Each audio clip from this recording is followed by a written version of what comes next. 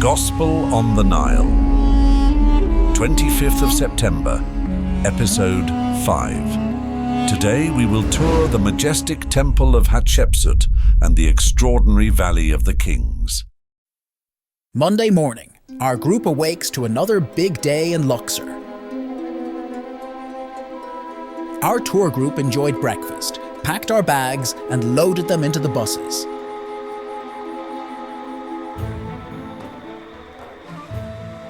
Aboard the bus, we noticed an Egyptian taxi driver waiting for customers, sitting on the roadside curb. On the bus, Bruce talked to our group about dealing with vendors. Bruce said that these people have the right to earn a living for their families, just like everyone else. You know, everybody is born honest, but some people don't remain that way, but you know, they'll probably bring your change back, but they were going to try and sell you something else for your change, is what they'll try and do, so just be aware of that. But if they want something, you start lower, much lower, you know what you're willing to pay for it, and start lower than, start your bidding lower than that. It's just the way of life over here, everything. And most of them know you don't have time going in, so they won't bother you so much going in. But if you say, I'll talk to you on the way back, they will not only remember you, they'll know your address, your phone number, and all the names of your children when you come back through. They are excellent in their memorization. They memorize faces. So just don't tell them you'll look at it on the way back, because they will remember you. I was with a blind man one time. I don't know, I could never figure out why. He was totally blind. Why you would go on a sightseeing tour when you're blind, but he did, and I watched him.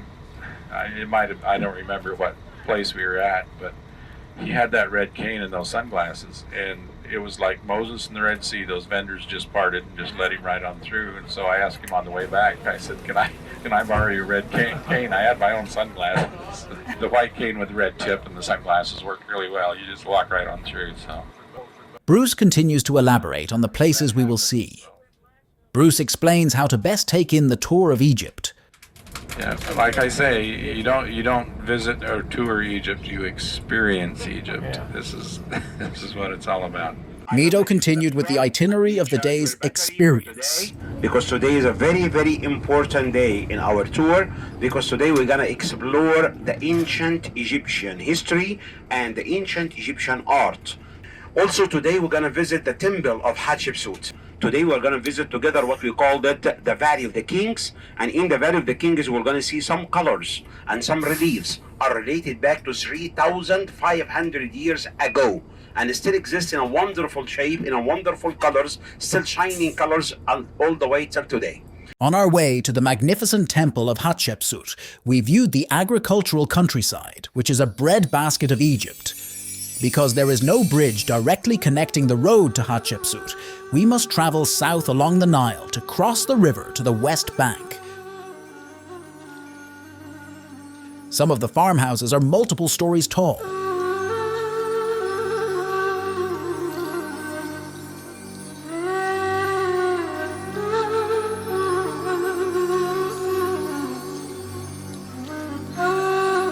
We passed through small villages along the route, including a town named Model Village.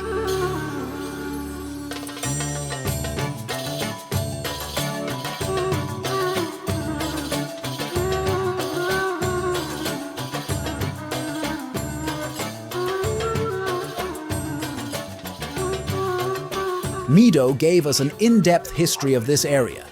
There are historical timelines, including Abraham's early years living in Egypt.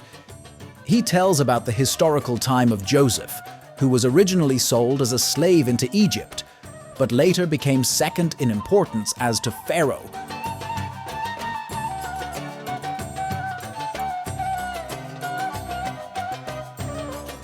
Moses grew up in Egyptian royalty and eventually led the Israelites out of Egypt. It is another timeline. Mido explained to our group that we may know the actual time when Moses lived and the events that happened at that time. It is widely believed by scholars that Moses' adopted mother was Hatshepsut, who was the only surviving child of Thutmose Wand. Her other two brothers had died, so she became the rightful prince's heir of Pharaoh. The saga of Exodus in the Old Testament covers many years and several pharaohs. A new king, Ahmose I, who did not know Joseph, came to power. Josephus, in his writings Antiquities of the Jews, wrote, "The Pharaoh knows that the Jewish nation was becoming too numerous, and if not checked, could become a severe threat to his dynasty simply by their sheer strength in numbers." The Pharaoh was also listening to his sacred counselors, foretelling of a Hebrew man who would lift up his nation above the Egyptians. According to Josephus, these scribes warned the Egyptian Pharaoh. There would be a child born to the Israelites, who, if he were reared, would bring the Egyptian dominion low and would raise up the Israelites. He would excel all men in virtue and obtain a glory that would be remembered through all ages. King Ramses II became a king as a teenager and reigned for 67 years. He may have been the contemporary pharaoh in the same household whom Moses later dealt with in allowing the Israelites to leave Egypt. Other scholars believe it was Amenhotep II as a likely candidate for the pharaoh of the Exodus. But scholars also agree there is no conclusive evidence to confirm the identity of the specific pharaohs during the time of Moses.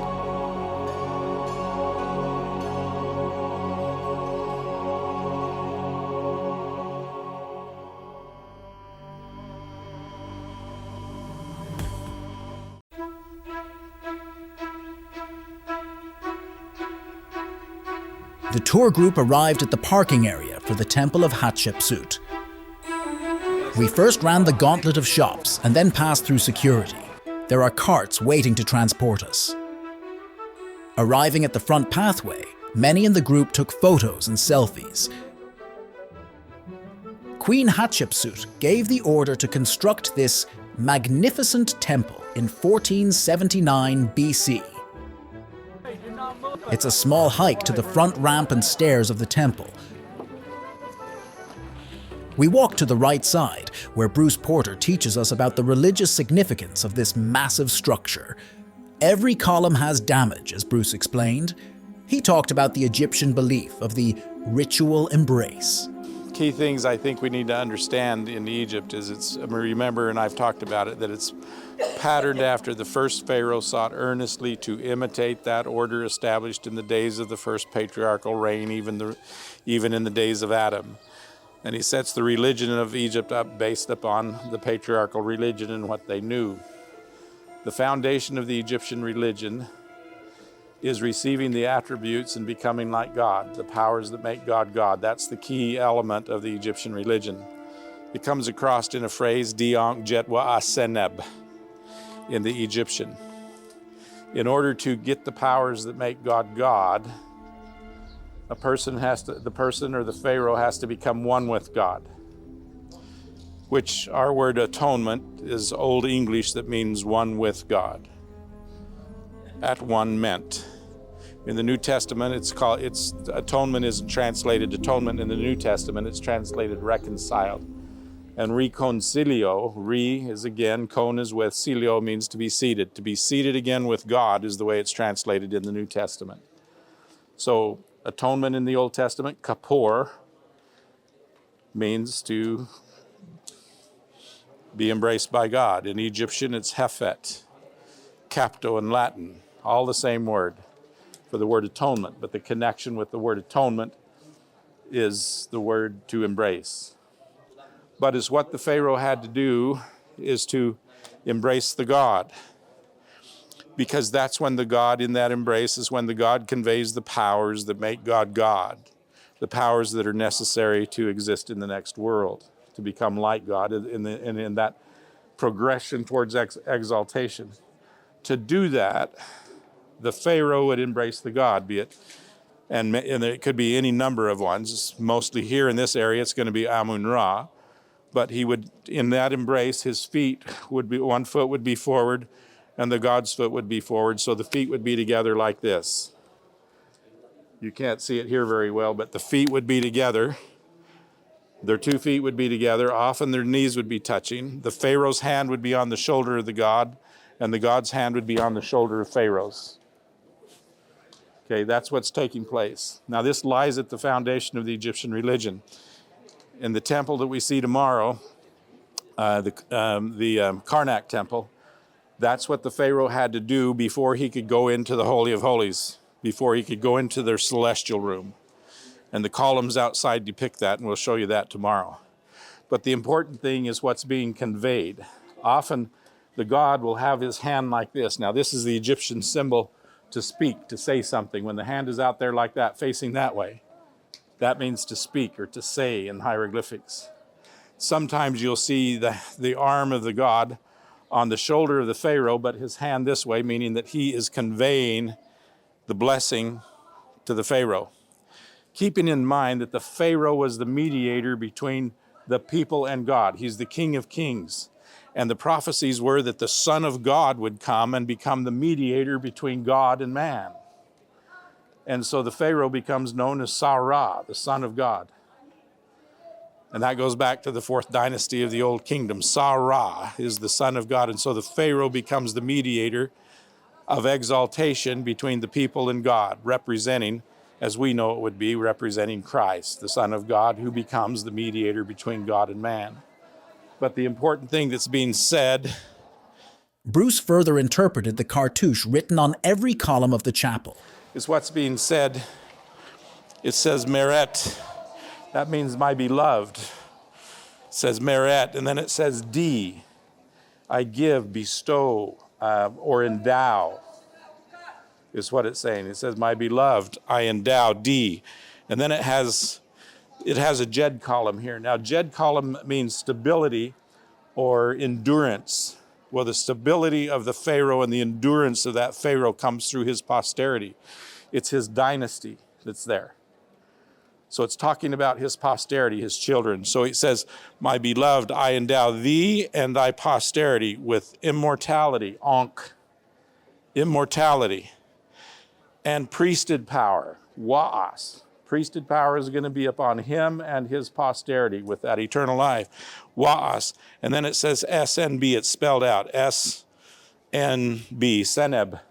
This would be Senebet because it's feminine, but it says Seneb, which means health of the body, eternal health in the body. Exactly. Health in the bones, health in the body. So, my beloved, I endow thee and thy posterity with immortality, priesthood power, and eternal health. And then it says Mit Ra, which means like God has, and then it says Jetta, for eternity. So in that ritual embrace, feet against feet, knees against knees, hands on the shoulder, between the two, the God says, my beloved, I give unto thee and thy posterity immortality and priesthood power and eternal health, like God has for eternity. That's on every column, on every side of every column in the chapel of Anubis here. Remember, that first Pharaoh sought earnestly to imitate that order. And people think Joseph Smith made up the endowment. There wasn't even an Egyptian grammar anywhere near the United States until after 1850 or 1880 almost, long after Joseph Smith. Now we're going to see this symbol of D, Ankh, Jed, Wa'as, Seneb. We're going that covenantal blessing, or I would call it the Abrahamic covenant, because that's the covenant that Abraham receives in chapter 2, starting with about verse 9 and 10 in chapter 2. Because the Lord says that he is going to give him and his posterity that priesthood and that right for the salvation of mankind. And that's what's being given here. But you'll see that D, Ankh, Jed, Wa'as, Seneb, throughout. And when we go down into the chapel down below, you'll see it up there in its original colors, D, Ankh, Jed, Wa'as, Seneb, that you can take a picture of it. The real thing the important thing that we're going to see, and I think the most exciting thing, is when we get to the Valley of the Kings, you're all going to get to go into the temple or the tomb of Seti. And when you go down into the tomb, the main chamber down there, every column has the ritual embrace depicted on that column with the same words, the same things that's being bestowed by the god, but it's in original color and it's on the bas relief rather than carved into it. It's the most beautiful tomb that you'll see in the Valley of the Kings.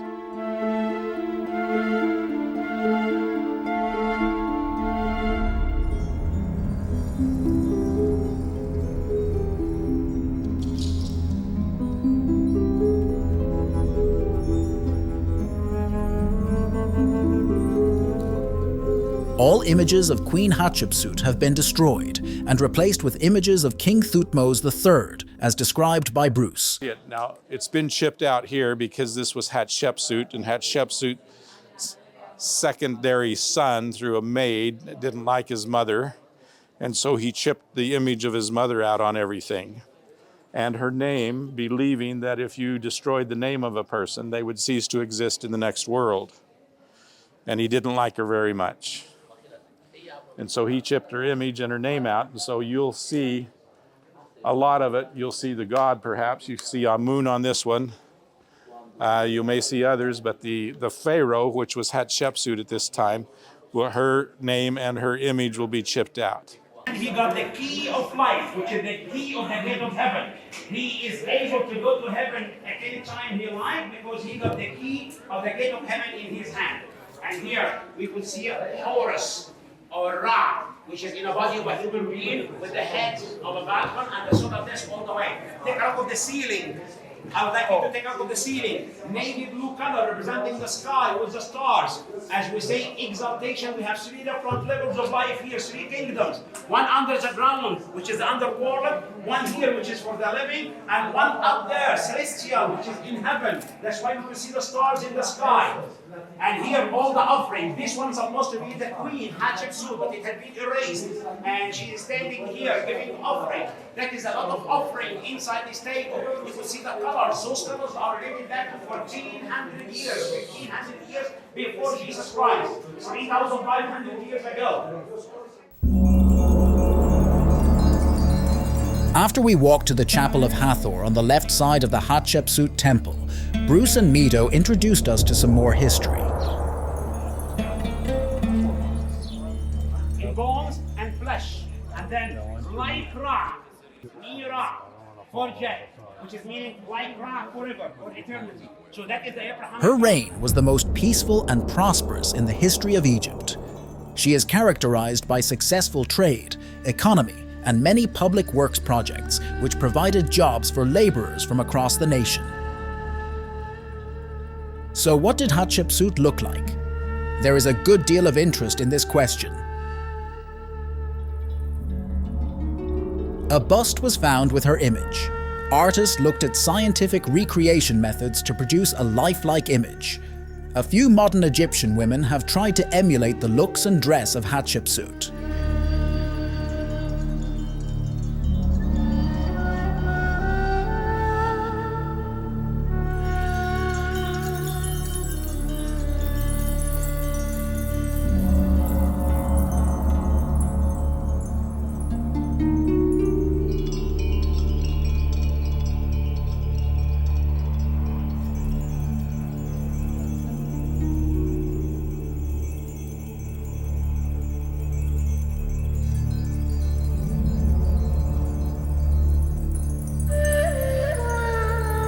Underneath where we're standing now, exactly underneath those steps all the way there, the ramp going up, underneath this one, something like 90 feet under the ground in the bedrock of the mountain.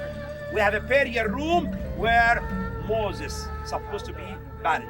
But he killed the Egyptian officer and he flee out of the land of Egypt before he used this tool. That's why the design of the temple looks like a steps going up. The same design of the pyramid, the same design of the creation stone, and that's why they call it Jisr Jisru, which is meaning holy of holiest. So that is not just a temple, it's an access to heaven. That is not just a temple, it's a way and a procedure for exaltation. For whom? For the one who will be buried underneath, who is Senenmut. Moses in an Egyptian name. What is the meaning of Jisru? It is the most important holy point. The one we speak about it before, the creation of the stone, the pyramid shape. And that's why when Moses or Senenmut choose this location to build his temple or the temple of his mother, Queen Hatshepsut, he chose it in the holy place, the most holy place, which is a part of the mountain, a part of an everlasting and first piece of land appeared in this area. And the Holy One. Jisru meaning Holy of Holies in ancient Egyptian time. Mido explained how the colors were created for painting the art on the walls and columns. Okay, how the Egyptian people got their own colors. Let me say now, our colors, we use it in our time nowadays, is vegetable color or chemical colors. And those chemical colors and vegetable colors, if we keep it in the sun, and after a time, it will be washed away and it will be eroded. The ancient Egyptian people are using what we called it mineral colors. What is the meaning of mineral colors? If I would like to have a black color, by example, there is one kind of a stone. We called it onyx stone. And this stone, one type of it was a black color. So if we got the stone and we grained it down to become like a powder and we mix it with oil or water, it could be a very good color. With a black one, could survive forever because it's a stone, it will not change the color. So the navy blue color, it's a lapis lazuli. The yellow color, it is limonite stone. The reddish color, it is hematite stone. The white color, it is alabaster. So by this way, we have all the colors the ancient Egyptian people use it. It was one day a piece of stone, and we grained it down, and we use it as colors to paint and color our things. The Temple of Hatshepsut is located between the Valley of the Kings and the Valley of the Queens. Behind this mountain, we have the Valley of the Kings, where we are going to visit today. And behind this mountain to the other side, Valley of the Queens. And in between the Valley of the Kings and the Valley of the Queens, this location here is called Jisru. Now, while you're here, you see this mud brick facade down here. Bruce described locations in the area. He also shared the location where 11 mummies and papyrus were exhumed by Giovanni Pietro Antonio Labolo from the excavation of Pit Tomb 33. That's where In the summer of 1835, Michael Chandler, a nephew of the excavator, arrived at church headquarters in Kirtland, Ohio, with 4 mummies and multiple scrolls of papyrus. From the translation of some of the papyrus, we now have the Book of Abraham, first published in 1842.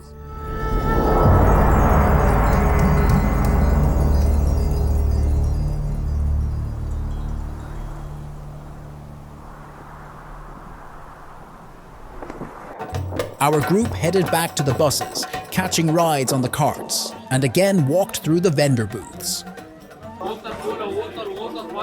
Many in the tour scurry past the onslaught, keeping their eyes straight ahead. A person could spend a bit of money loitering down the long aisle.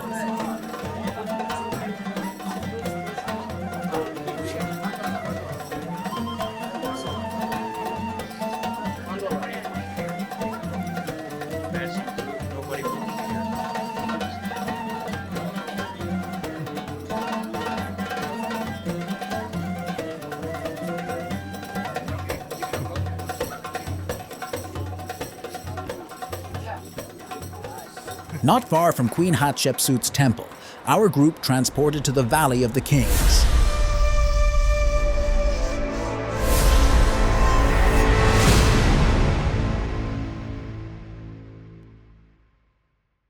The group entered the visitor center and viewed a 3D model of the Valley of the Kings, tombs and corridors. From there, we passed through the ticket turnstiles and climb aboard carts. Mido provides us with information about the different tombs available for us to visit. It's not just a slope going all the way down, but in the center it has like a shaft, like a booby trap for the tomb robbers if they go inside. Our tour is privileged an extra venue opportunity to tour one of the most beautiful tombs in the Valley of the Kings. Mido gave a little orientation of that tomb. The longest and deepest one, the one which is we have it as an extra ticket, Seti first. And it has a wonderful colors inside. That's why, and it is related to what we are doing together here. biblical perspective tour, the embracing and things like that. And that's why we will do this one first. Bruce instructed the group more about this tomb, the original art and colors. See 2 videos Bruce has provided on his webpage. Every doorway will have that Abrahamic covenant on that doorway because you're making a passage, and part of that passage, the requirement of that passage is to have that character of God or the power that makes God God. So, but anyway, go down there, enjoy, take pictures. This one, it is an extra ticket. It's not including for everyone. So you might be, when you are inside, you might be the only group going in while other groups are standing in a big line to go to the other tombs. Mido instructed more about the tomb and locations inside it. To go to this tomb, the extra one, it is $60. Extra ticket, $60 to go inside this tomb. Arriving at the entrance of the tomb of Seti, we viewed a kiosk with an illustration of the tomb of Seti I. Bruce instructs about the Egyptian ritual embrace we will see in the tomb. Chamber J right here. Each one, and there's 6 columns in there. There's a bunch of columns in there. When you get to there, that ritual embrace that we talked about at the other side of the Temple of Hatshepsut, that ritual embrace is basically depicted on each column. When you get in there and you see these columns, take pictures of those because those are the original colors. Those are the actual colors that date back to the time of Seti. And take pictures of them and you see the ritual embrace and look for the feet being together and the hands on the shoulder. Ptah is always bound as a mummy, but his hands are coming out like this, coming out to embrace the Pharaoh. Well, these are the best aspects of the ritual embrace that you will see in real color. Now, we'll see some other ones. We'll see some tomorrow at the Temple of Karnak. And look for that Dionk Jet Wa Seneb. It's in there all over the place. Almost every gateway or every doorway will have that Abrahamic covenant on that doorway because you're making a passage, and part of that passage, the requirement of that passage is to have that character of God or the power that makes God God. After getting our tickets punched, we walked down a stairway and past a metal gate. Descending further down the long corridor, we observed the walls filled with cartouche writings. Parts of the ceiling are covered in bright colors, lasting thousands of years.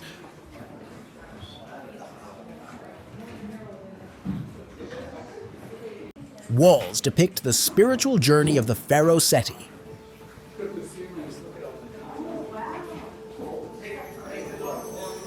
We came to a bridge crossing over a deep pit. It was hewn out of bedrock by ancient Egyptian engineers to trap grave robbers, known to be a problem, even in Seti's time. If you're a fan of the Indiana Jones films, you might be familiar with that scene. No time to argue. Throw me the idol, I throw you the whip. Give me the whip. Adios, señor.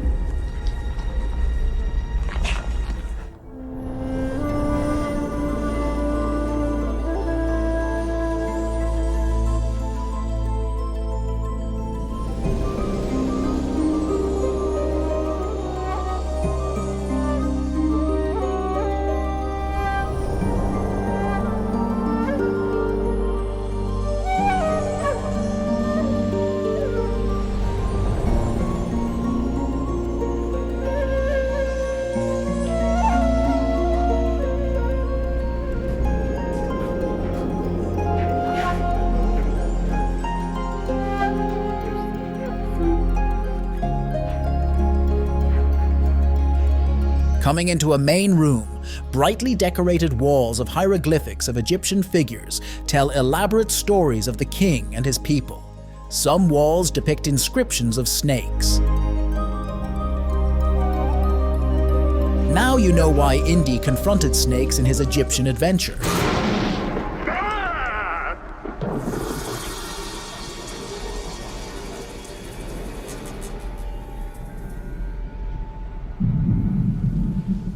Snakes. Why did it have to be snakes? The serpent was a mysterious, dynamic icon on the ancient religion. Some serpents were believed to be powerful figures with protective powers. In the physical world, snakes were feared and respected. In other cases, the serpent in the Bible and ancient America had significance, admonishing the people to be as wise as serpents, but harmless as doves. The serpent was also a symbol of evil power and chaos from the underworld, as well as a symbol of fertility, life, healing, and rebirth. The uraeus rearing cobra symbol was one of the most potent symbols of ancient Egypt, symbolizing the absolute power and authority of the gods and the Egyptian monarchy. The sacred icon of the rearing cobra was depicted on the crowns and headdresses and reinforced the close connection between the pharaohs and the gods. The pharaoh was recognized by wearing the uraeus cobra symbol, which conveyed legitimacy to the ruler. The king's headdress also bore a special royal Horus name. The falcon, as the sacred animal of Horus, came to symbolize divine kingship, as the king was the earthly representation of Horus. The common appearance of the double crown and uraeus on figurines of falcons reinforces this royal connection. The Egyptian eye of Horus is the symbol of well-being, restoration, protection. According to Egyptian myth, Horus lost his left eye in a struggle with Seth. The eye was magically restored by Hathor, and this restoration came to symbolize the process of making whole and healing. For many years, Egyptologists studied these images to understand the thoughts of the early Egyptian royalty. It would be great to travel back in time and find out what they were saying by using a time machine. The colors are brilliant, even though painted over 24 centuries ago. The earliest artists employed pigments derived from gathered minerals retrieved from the earth. Red, orange, yellows, and browns came from iron oxide clays, while others, like white, was made from calcium carbonate or lime, also called Egyptian alabaster. Other pigments came from copper, bronze, silver, and lead. They used precious stones such as lapis lazuli, which were imported from Afghanistan, and azurite that was ground down to make a radiant blue. Egyptian craftsmen heated lead ore, which also produced red color. A couple of smaller rooms were open to us to view.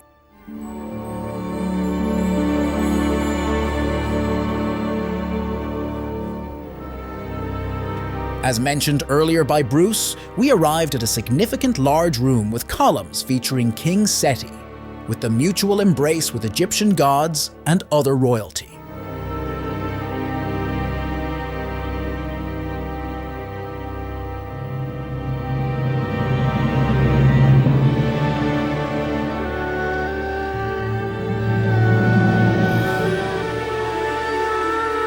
We came to a main large room with a curved ceiling on the top.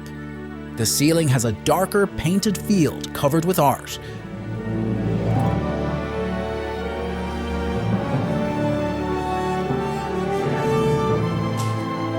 The whole room is filled with writing and images.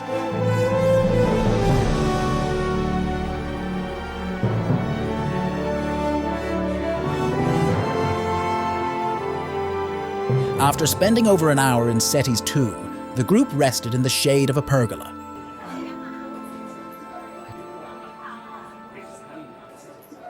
Inside the tombs, we supposed to have the treasures. Unfortunately, most of those treasures have been robbed and looted, and the only one we still have the treasures inside it when we discovered it, it was King Tut tomb.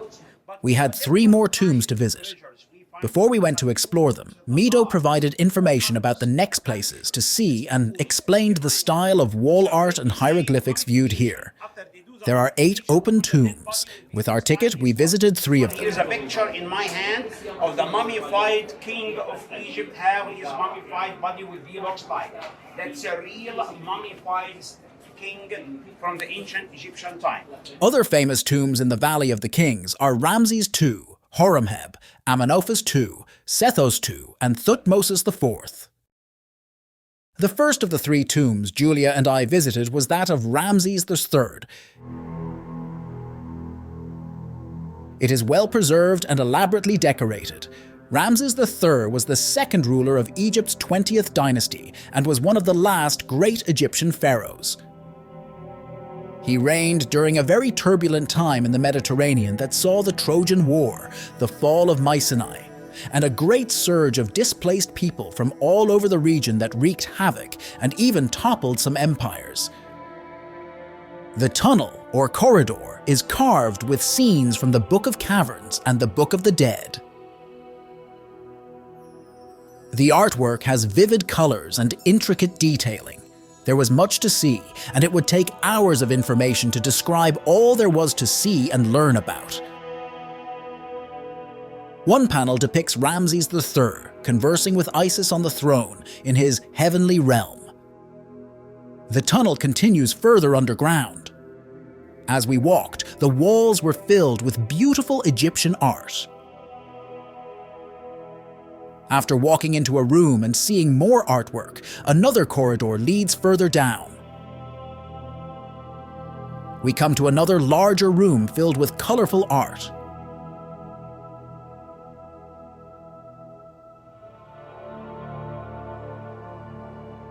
The second tomb we visited was KV-14. The tomb of Tawosret and Seth-Nakhte is surely one of the most unusual tombs in the Valley of the Kings. The beginning of the tunnel is covered with relief-style art without color. Further in, colors are added to the artwork and hieroglyphics.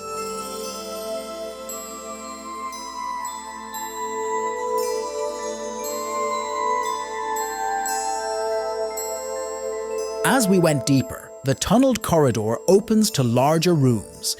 It has 2 burial chambers. It's one of the largest of the royal tombs at over 112 meters, or 122 yards long, or a little over 7/10 of a mile. Corridors continue, opening to smaller rooms every so often. The colors on the artwork become brighter and more intricate. One of these rooms features a winged figure with a steer head. This is the first burial chamber for one of the royalties. This is known as the final scene from the Book of Caverns. At the end of our walk, we came to the main burial tomb chamber. The sarcophagus was robbed many years ago. It is the granite sarcophagus of Setnacht. It has been opened since antiquity. Recently, the sarcophagus has been restored as much as possible. The ceiling had beautiful art, of which only some of it is still preserved due to seepage deterioration. After our visit to the second and furthest tomb allowed on our pass, we headed back toward the entrance of the Valley of the Kings. The temperature was around 112 degrees and has taken its toll on us. Julia and I stopped at KV-62, Tutankhamun's tomb. To visit his relatively shorter and smaller tomb, it's unfortunately an extra cost. We stopped at the front for photos. On the internet, I found a few photos of this more recently discovered tomb in the Valley of the Kings. The last tomb we visited with our 3-ticket punch was KV-2, Ramses IV. This tomb was opened by robbers since antiquity, or in other words, before the Middle Ages. Much of the art on the walls and ceiling has damage. The parts intact are still very colorful. Since tomb KV-2 has been opened, there are many Greek, Latin, and Coptic graffiti on the tomb's walls. Ramses IV was the 5th son of Ramses III and was appointed to the crown as a prince in year 22 of his father's reign. After a short reign of about 6.5 years, Ramses IV died and was buried in tomb KV-2 in the Valley of the Kings.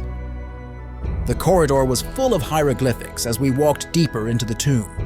Much is written and illustrated on the walls. The writings in individual corridor areas are known as books.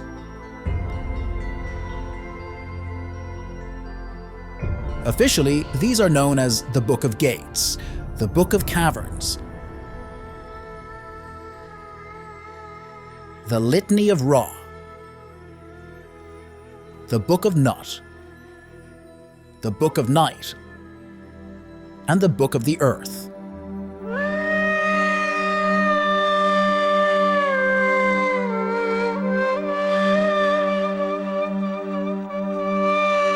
We We came to the sarcophagus in a large room where the walls and ceiling were lavishly decorated.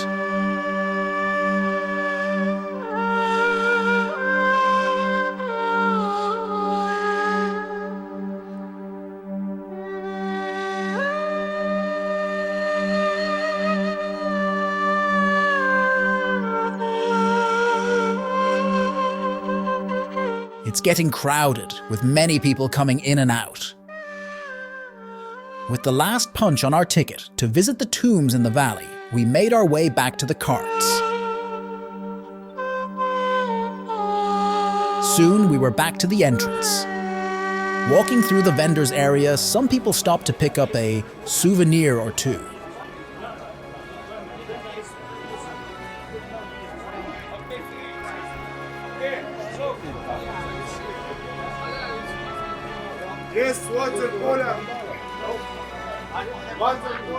Continue today's tour in episode 6 as we visit the Abu El Kossen alabaster factory and tour of the Saqqara carpet school before we board our Nile River boat.